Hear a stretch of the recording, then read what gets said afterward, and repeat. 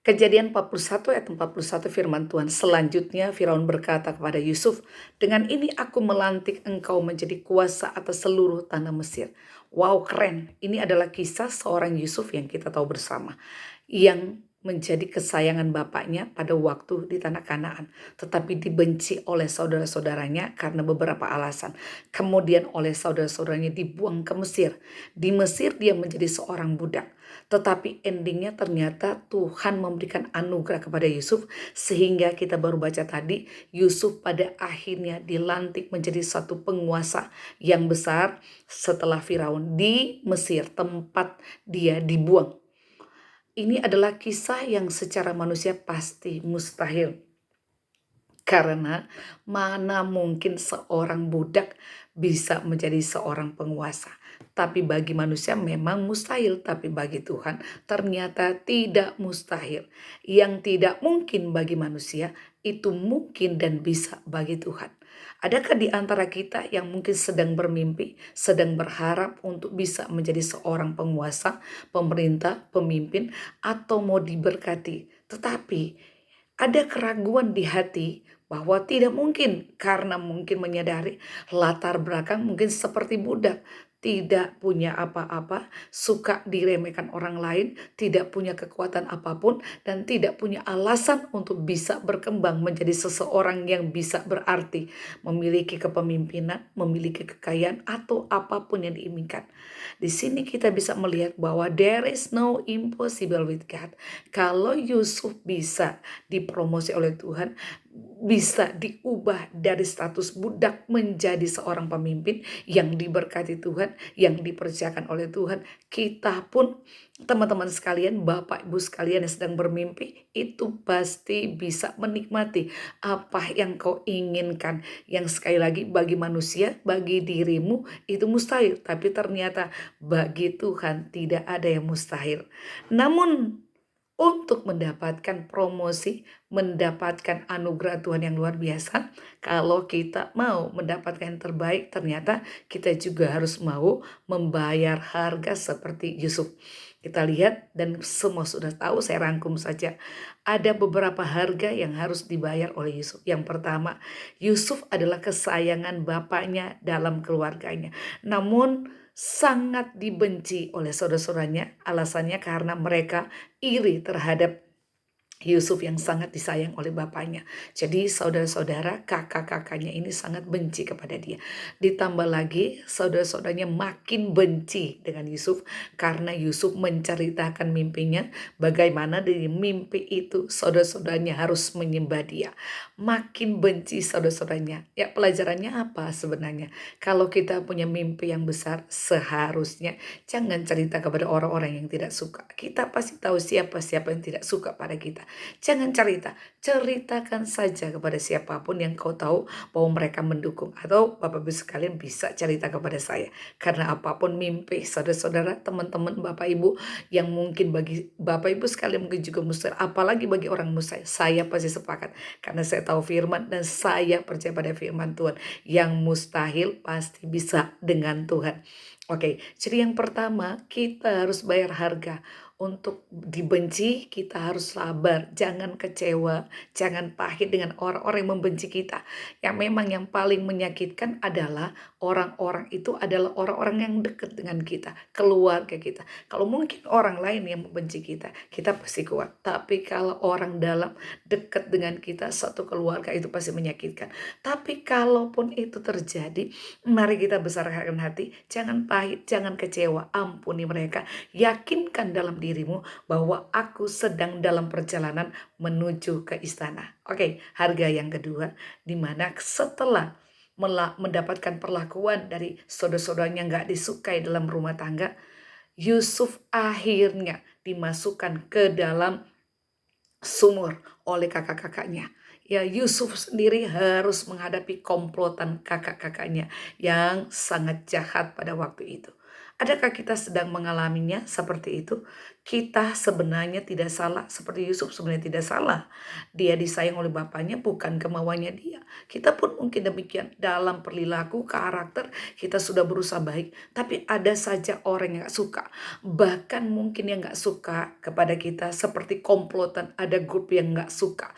Yang mungkin sekarang ini sedang merencanakan hal yang jahat. Memasukkan Anda atau kita semua, maksudnya teman-teman sekalian masuk dalam sumur. Kita mungkin dibuat supaya tidak bisa berbuat apa-apa. Mereka berusaha untuk menghancurkan masa depan, menghancurkan karir, menghancurkan nama baik dan lain sebagainya.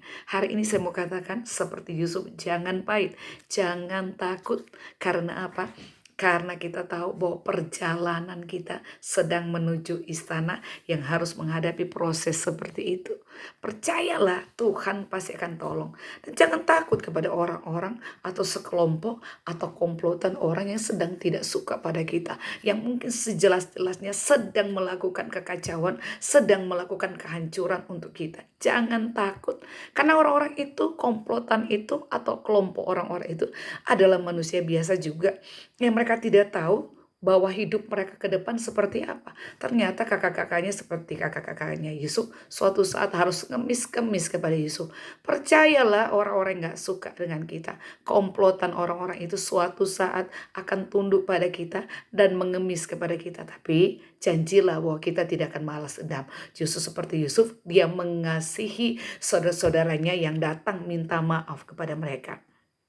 Yang ketiga, di rumah Potifar setelah dibuang ke Mesir, akhirnya Yusuf tinggal di rumah Potifar dan puji Tuhan dia menjadi budak. Tapi endingnya di situ dikatakan Yusuf akhirnya menjadi kepala daripada rumah Potifar. Cuman satu yang dia tidak boleh sentuh, istri Potifar.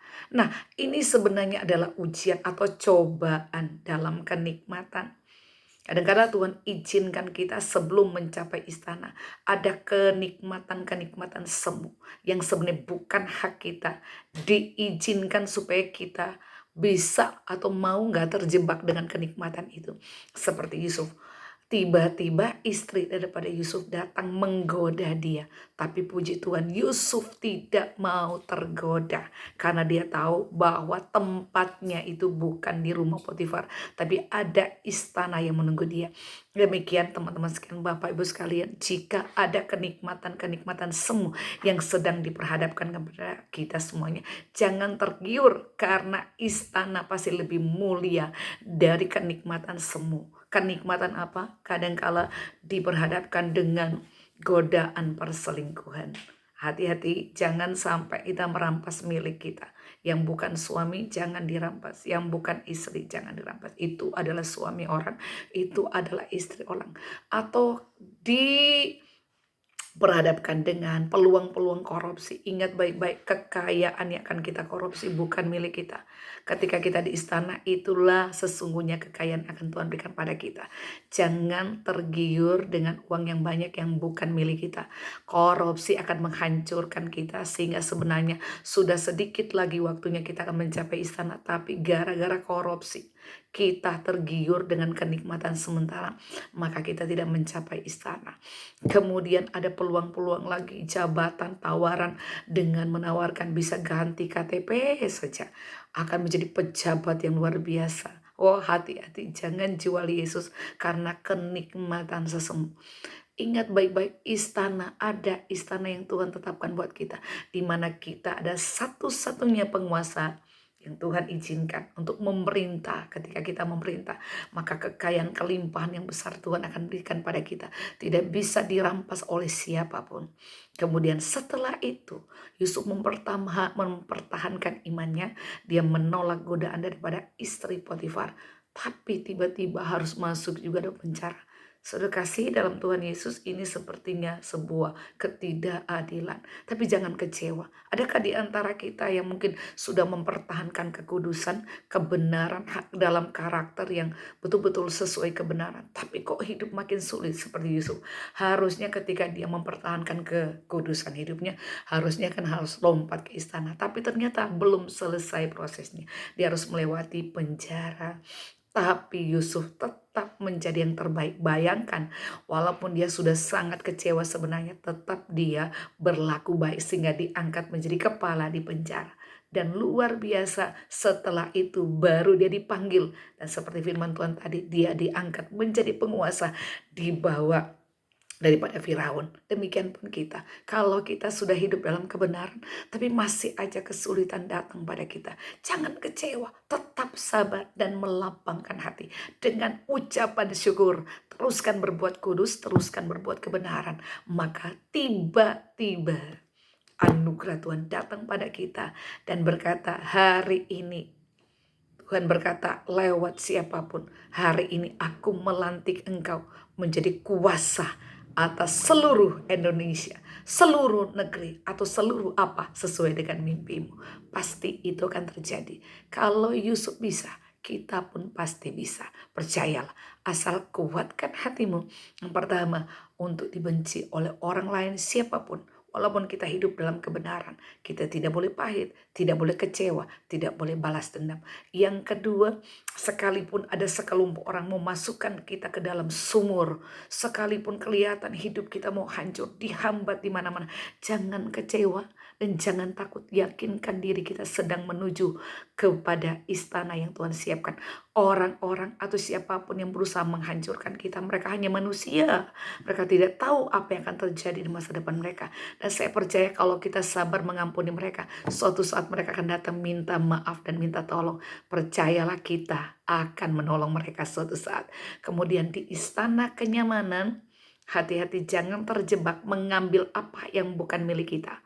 Istri orang, suami orang, kekayaan orang lain. Hati-hati, kalau kita kuat seperti Yusuf, sebentar lagi istana akan menjadi milik kita.